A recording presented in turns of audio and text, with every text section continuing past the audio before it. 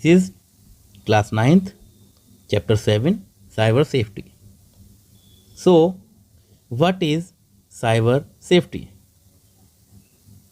When you access the internet, you key in a lot of personal information on the websites you visit and the social networking websites that you are a part of. Though this information and details are password protected, yet a lot of them can be accessed by other people. This unsecured information and details can be stolen and misused by thieves on the internet. This is called cyber theft. Cyber safety यानी internet पे हम कोई भी काम करते हैं तो हम कभी कभी अपनी मोस्टली अपनी पर्सनल इंफॉर्मेशंस वहाँ पे शेयर कर देते हैं इंटरनेट पे, अपने पासवर्ड को शेयर कर देते हैं, पासवर्ड डाल देते हैं, बैंक की डिटेल्स हम अपनी शेयर कर देते हैं, अकाउंट डिटेल अपनी हम उस पर शेयर कर देते हैं। तो क्या होता है कभी कभी तो हमारी ये सारी चीज़ें मोस्ट ऑफ द टाइम हमारी सारी चीज़ें पासवर्ड प्रोटेक्टेड रहती है, लेकिन बाय द वे कभी कभार कुछ हैकर्स ऐसे होते हैं जो हमारे इन इंफॉर्मेशन से चुरा लेते हैं। इस प्रोसेस को हम क्या करते हैं, साइबर थेफ्ट। नेक्स्ट हम बात करते हैं what is online identity. What is the first step to join any social media like Twitter, Facebook, WhatsApp, Instagram? You first have to create a login which requires to key in a lot of personal information such as your name, date of birth, address, etc.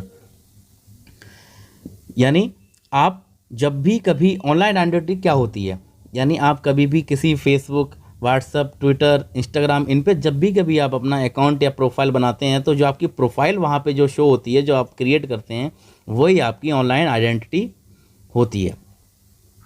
और ये identity जो आप वहाँ पे डाल देते हैं, ये भी कभी कभार हमारे क्या हो जाती है, आइडेंटिटी थेफ्ट मीन्स ये भी कभी कभी हमारी वहाँ से हैकर्स के थ्रू चुरा ली जाती है।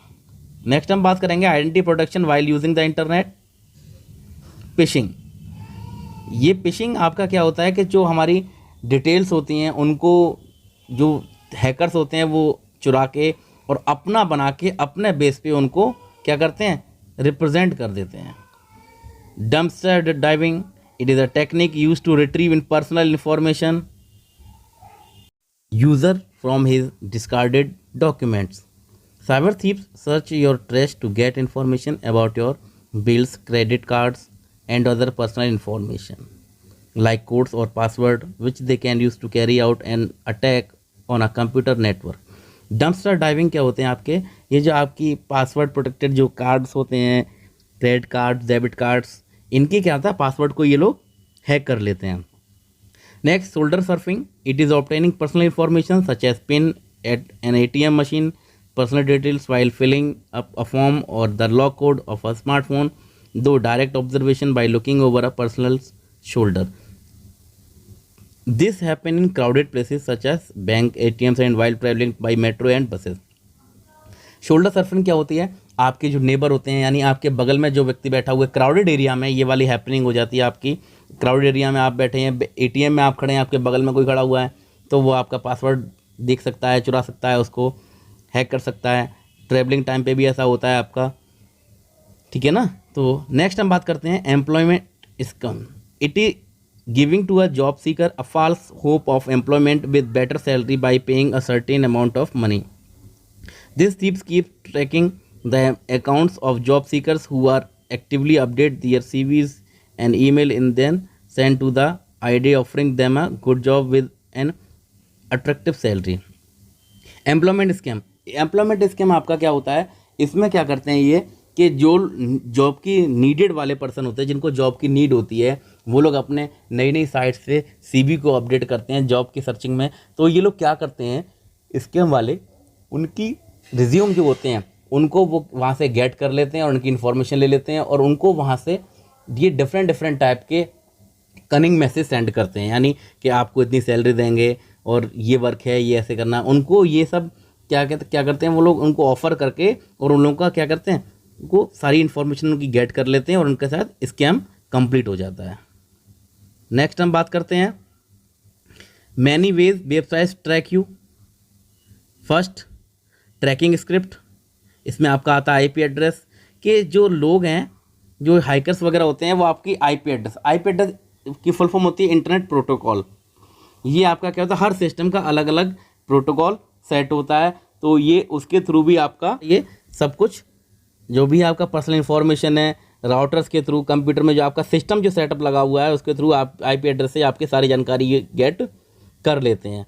जैसे आप देखिए दिया हुआ है, your IP address might look like this 161.102.165.121। इस तरीके के हर किसी का आईपी एड्रेस सिस्टम का डिफरेंट होता है।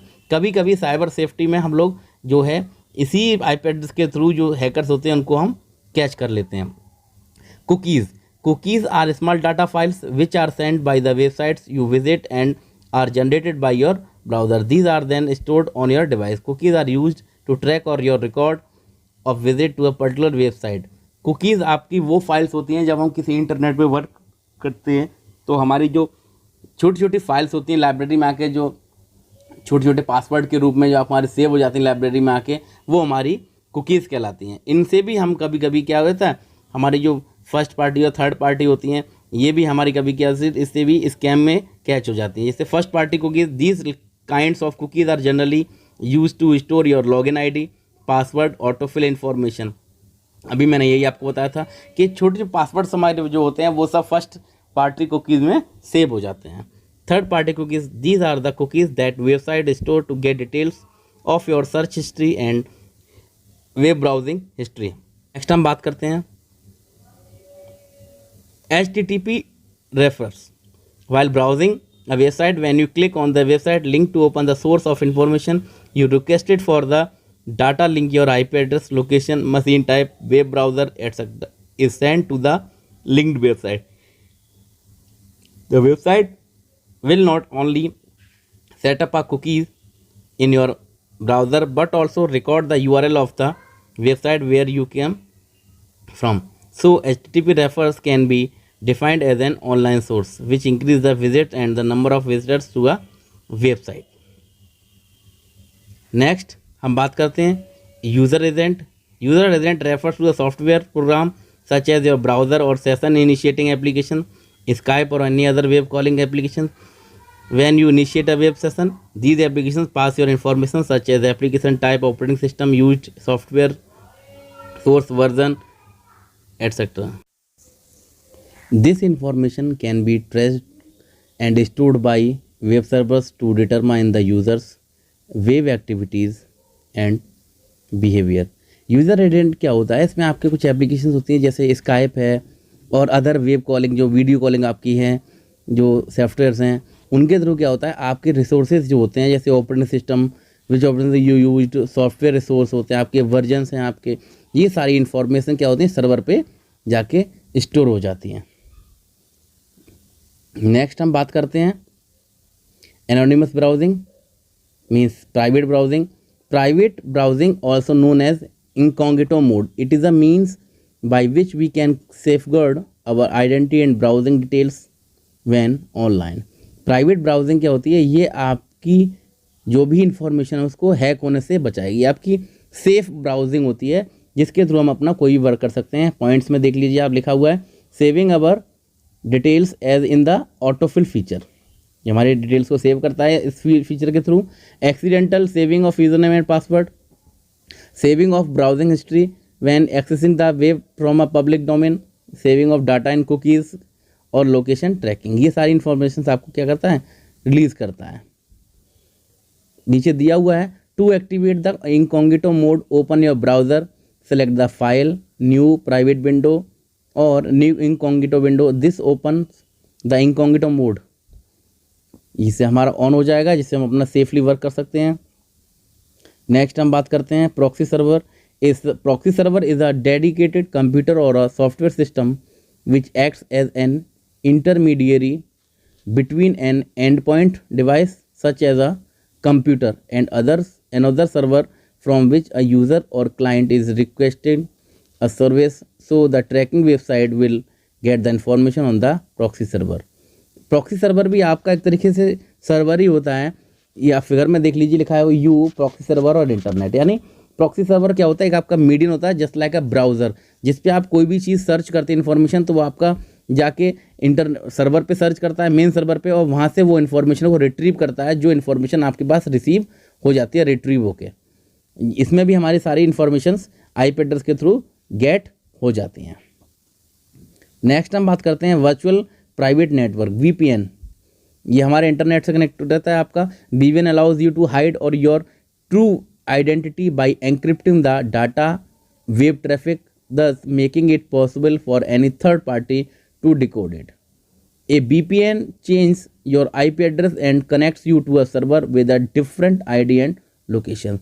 VPN आपको ये फैसिलिटी प्रोवाइड कराता है, जैसे हर सिस्टम का डिफरेंट IP एड्रेस होता है, लेकिन VPN जब हम यूज़ करते हैं तो हम उसमें अपना IP एड्रेस चेंज भी कर सकते हैं, जिससे किसी भी पर्सन को हमारी प्रॉपर इंफॉर्मेशन गेट नहीं हो पाएगी और ईजिली हम अपना वर्क कर सकते हैं। नेक्स्ट हम बात करते हैं confidentiality of information. First point, build strong password. मैं आपको जनरली बता रहा हूँ, बिल्ड स्ट्रॉन्ग पासवर्ड यानी आपका पासवर्ड कुछ इस तरीके से होना चाहिए जो जनरल लोगों को अगर थिंक करे तो वो ना समझ पाए। जैसे आपका कुछ कैपिटल लेटर यूज़ करें, आप अल्फ़ाबेट यूज़ करें, कुछ आप उसमें नंबर्स यूज़ करें, ठीक है, कुछ आप स्टार हैश यूज़ करें उसमें।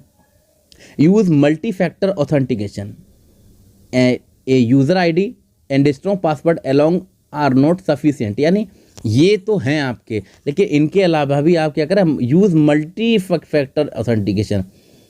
Means multi factor authentication is one of the simplest and the most effective way to secure data which adds an extra layer of protection. For example, when a user enters a user ID and password, the website send an OTP to the users mobile device like that. Multi factor means, suppose करिए आप normally अपना user ID password डाल रहे हैं computer में और आपका portal open हो रहा है, लेकिन अगर हम उसमें एक फंक्शन और मिला देंगे कि जब हम यूजर आईडी पासवर्ड डालें तो वो आपके नंबर पे यानी मोबाइल नंबर पे एक OTP सेंड करे।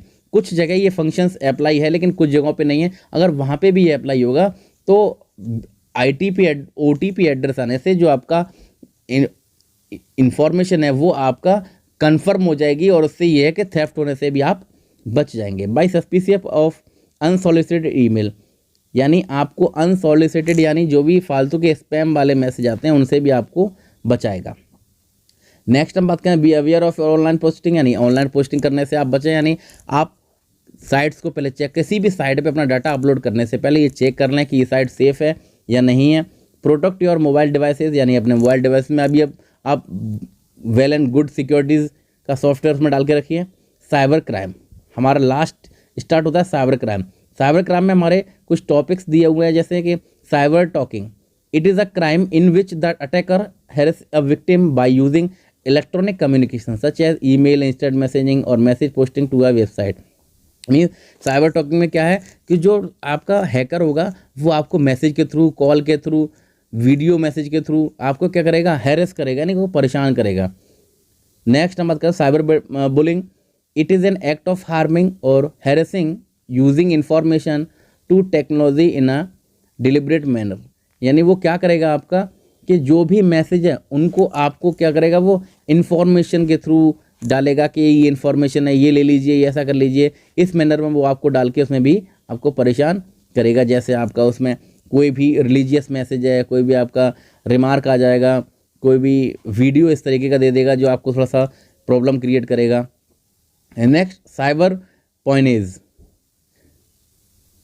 It is the practice of user using information technology to obtain secret information without permission from its owners और होल्डर्स। यानी ये आपका वो होता है जिसमें आपके बिना इजाज़त के, बिना आपकी परमिशन के वो आपकी इंफॉर्मेशंस को यूज़ कर रहा है। नेक्स्ट हम बात करते हैं cyber warfare, it involves using of information technology by nation states to penetrate another nations network to cause damage or disruption. Though cyber warfare, countries can completely freeze the vital resource like public transport. Cyber warfare में आपका क्या होता है कि जो country to country ये वार अगर आपका क्रिएट हो जाता है तो वहाँ कंट्री टू कंट्री के जो भी नेटवर्क हैं, जो भी आपके अदर सिटी में भी है, जहाँ पे भी जो भी आपके नेटवर्क हैं, वो सारे डाउन और ब्लॉक कर दिए जाते हैं, जिससे हम इस चीज़ से भी बच सकते हैं। Cyber warfare has emerged as a prominent threat to the sovereignty of countries में भी ये चीज़ हमारी प्रॉब्लम कर देती है। नेक्स्ट साइबर टेररिज्म आपका, आप जानते हैं साइबर टेररिज्म आपको, टेररिज्म में जो भी आपको मैसेज आते हैं, जो भी आप देखते हैं स्कैम वाले मैसेज आते हैं। Next cyber extortion, it is a crime that involves an attack coupled with a demand of money. Simple, money के लिए आपको डिमांड करी जाती है, कॉल आती है, मैसेज आते हैं। सेक्सटिंग मीन्स सेंडिंग और forwarding expose sexual material to others without taking others consent, यानी किसी और की प्राइवेसी लीक करके अदर को सेंड करना, ये आपकी क्राइम में आ जाता है। Reporting a cyber crime, in case of any cyber crime you should immediately report the matter to either parents or school authorities. Parents can visit a nearby police station and can lodge a complaint. The Information Technology Act has global jurisdiction. This means that you can log a complaint against the crime from any state or city. Thank you.